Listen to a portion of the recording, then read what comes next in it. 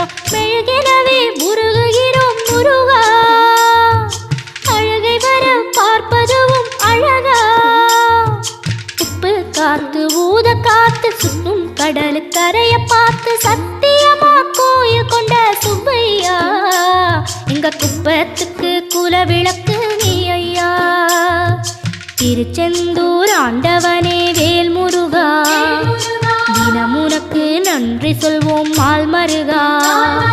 திருவடியில் தவமிருப்போம் திருமு